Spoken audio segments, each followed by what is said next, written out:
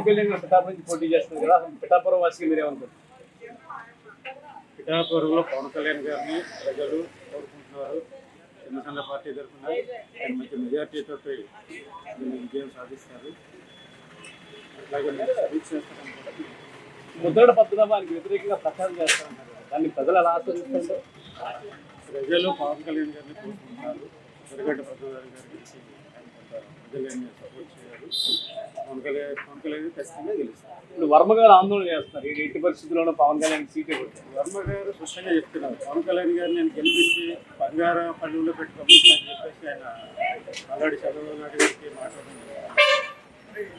ఇప్పుడు జరుగుతున్న ఆందోళన మాట్లాడితే ఏ విధమైన అవసరం లేదు.